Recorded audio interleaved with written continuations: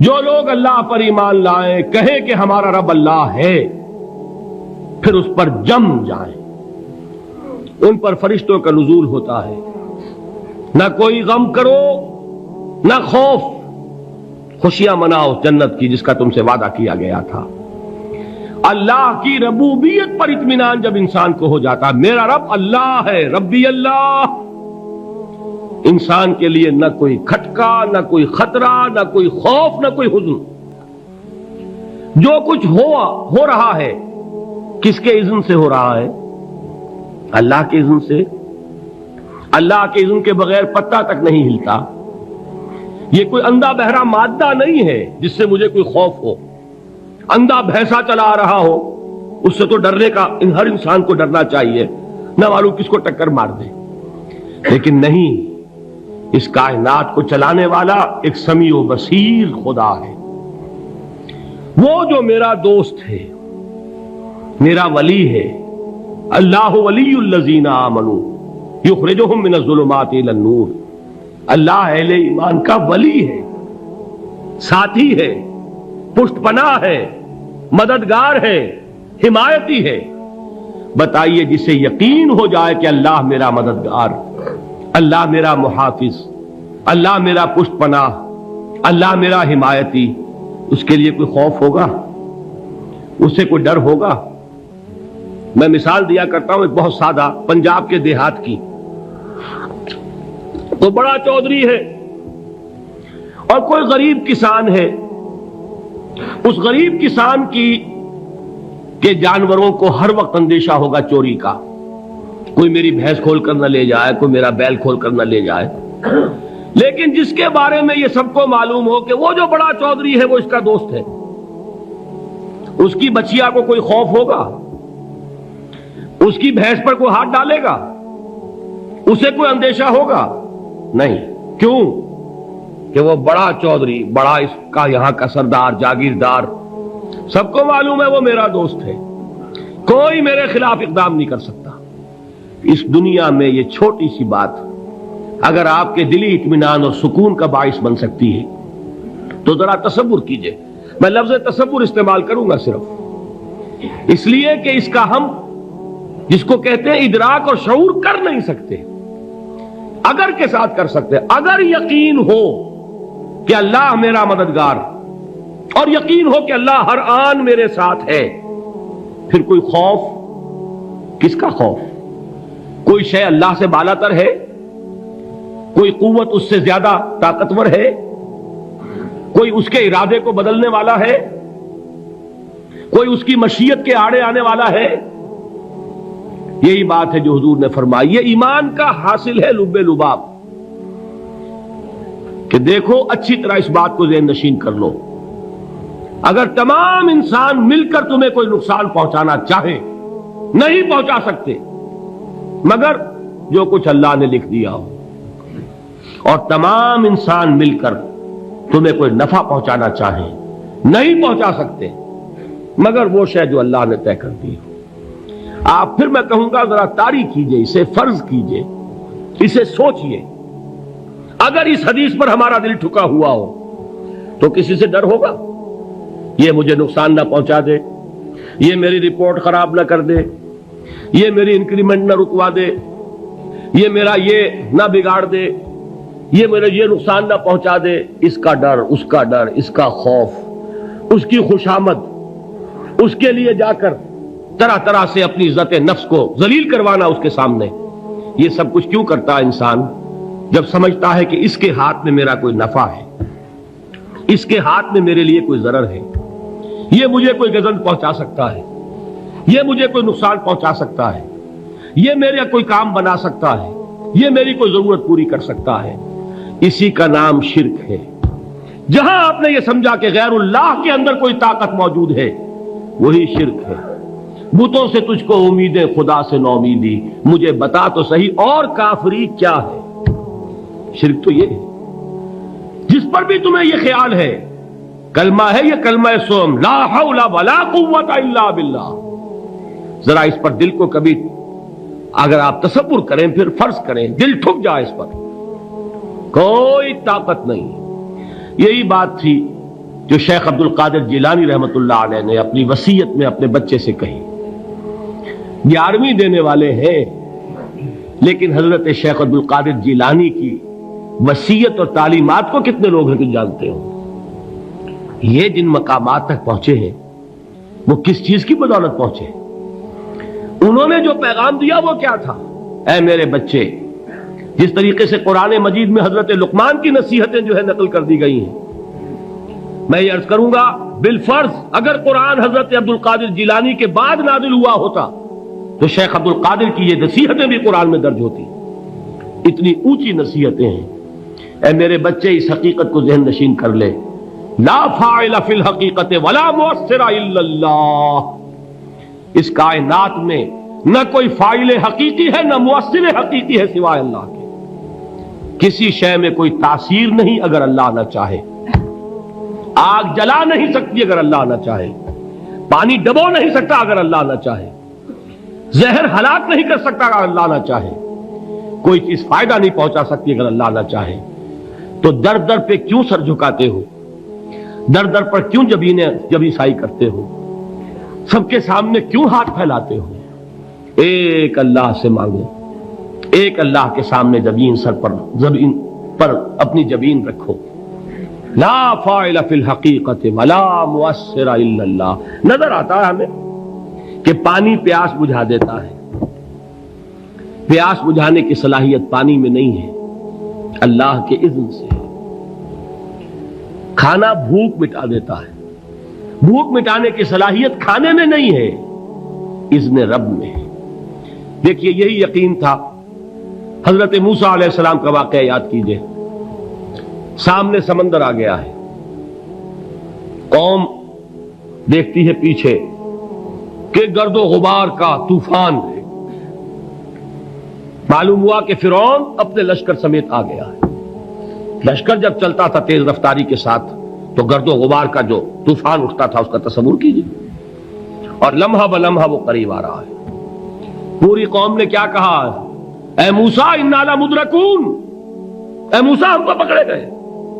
قرآن مجید نے تو یہاں وہ باتیں نہیں لکھی ہیں، لیکن تورات میں یہ درج ہے کہ بنی اسرائیل جھگڑنے لگے، دست و گریبان ہو گئے موسیٰ کے ساتھ. موسیٰ ہمیں یہاں مروایا لا کر، اس سے تو ہم ہی بہتر تھے. وہاں کھانے کو ملتا تھا، زندگی تو تھی، بیگار ہم کر رہے تھے، موت تو نہیں تھی. اب جو کچھ ہوگا اس کا تصور کرو، جس طریقے سے ہمارے ٹکڑے اڑائے جائیں گے.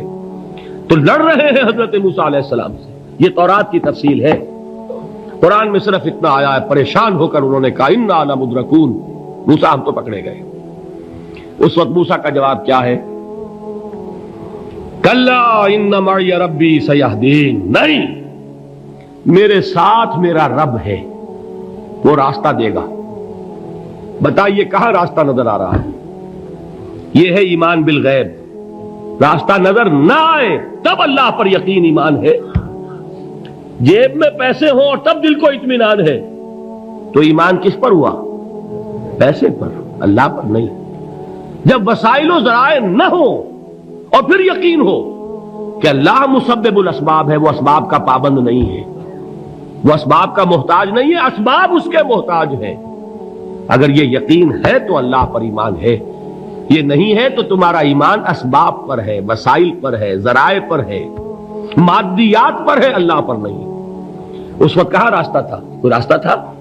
سمندر ہے اور ادھر سے لشکر آ گیا ہے. کلا ان معی ربی سیہدین. اب دیکھیے ایمان کہہ دینا آسان ہے، ہوا معکم اینما کنتم، جہاں کہیں بھی تم ہوتے ہو اللہ تمہارے ساتھ ہوتا ہے. لیکن اس کا یقین قائم ہو جائے تو زمین و آسمان کا فرق واقع ہو جائے. یہی بات ہوئی حضور کے ساتھ. غار ہے، چھپے ہوئے ہیں محمد الرسول اللہ اور آپ کے وہ یار غار ابو بکر صدیق رضی اللہ تعالی عنہ. اقبال نے حضرت ابو بکر کی شان میں چند اشعار کہے صرف، لیکن واقعہ یہ ہے کہ بھاری بھاری نظموں پر اور قصیدوں پر بھاری ہے. طویل ترین نظمیں اور قصیدے ہوں ان پر بھاری ہے. ہمت ابو بکر کی ہمت جو ہے کشت ملت را چو ابر، جیسے بارش سے کھیتی اپجتی ہے، ابو بکر کی ہمت اور عزیمت اس امت کو اسی طرح سینچنے والی ہے۔ ثانیے اسلام و غار و بدر و قبر،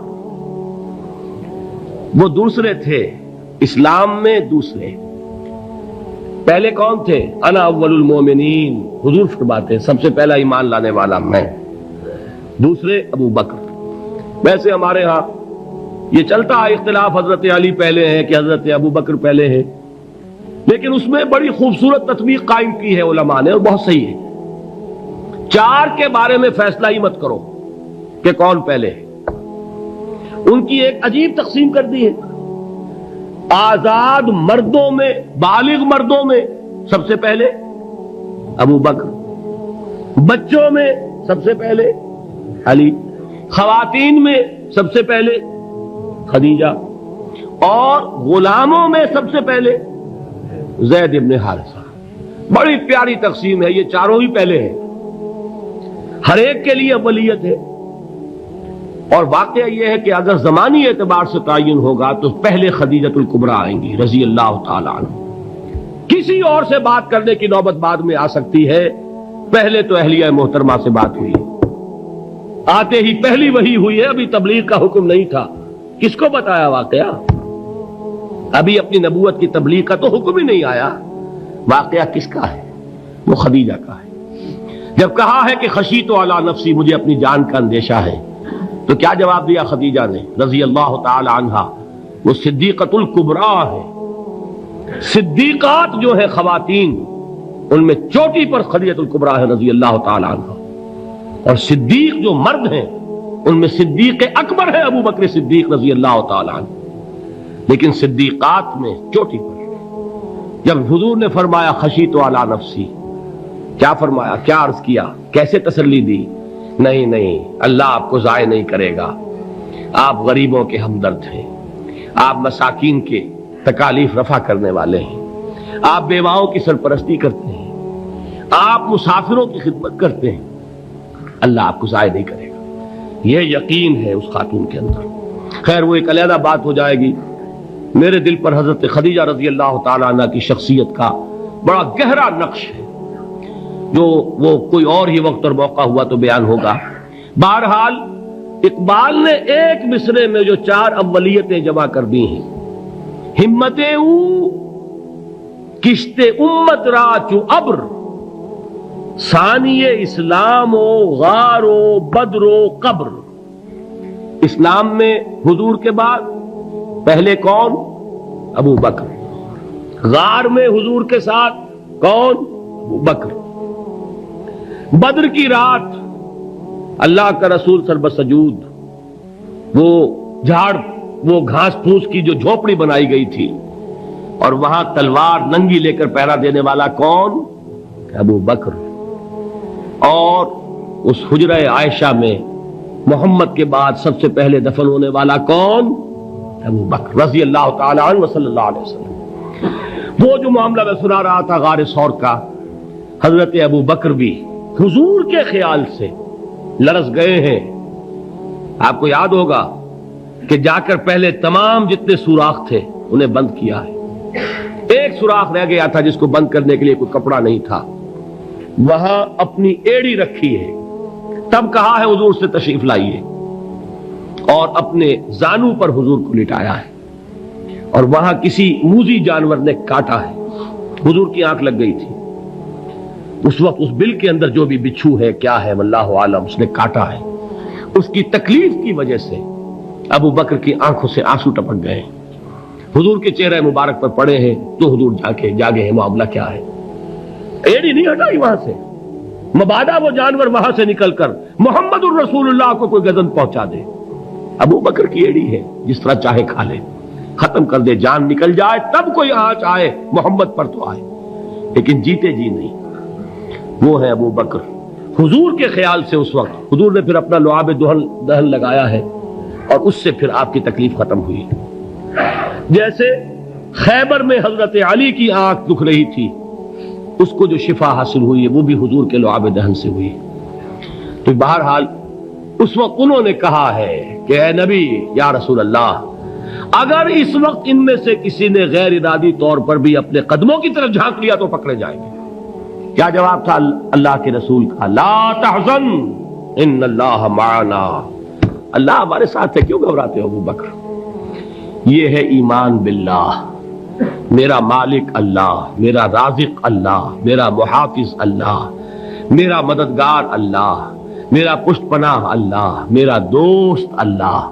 یہ دوستی ہے اللہ کی جو لب لباب ہے، حاصل ہے ایمان کا، اسی کا نام ولایت ہے۔ اولیاء اللہ کے سروں پر سینگ نہیں ہوتے، جس کے دل میں ایمان راسخ ہو چکا ہو وہی اللہ کا ولی ہے، جسے اللہ پر یقین ہو چکا ہے وہی اللہ کا ولی ہے، جسے یقین ہے اللہ میرے ساتھ ہے، میرا مددگار، میرا پشت پناہ، میرا ساتھی، میرا دوست، میرا محبوب، میرا محب۔ اللہ اہل ایمان سے محبت کرتا ہے۔ واللہ یحب الصادقین، ان اللہ یحب الذین یقاتلون فی سبیلہ صفا کانہم بنیان مرصوص۔ اللہ محبت کرنے والا، اہل ایمان محبوب، اور اہل ایمان محبت کرنے والے اللہ محبوب۔ والذین آمنوا اشد حبا للہ۔ آپ تصور کیجئے جسے یہ رشتہ ایمان یا رشتہ ولایت حاصل ہو جائے، الا ان اولیاء اللہ لا خوف علیہم ولا هم یحزنون، آگاہ ہو جاؤ، اللہ کے دوستوں کے لیے نہ کوئی خوف ہے نہ کوئی حزن ہے۔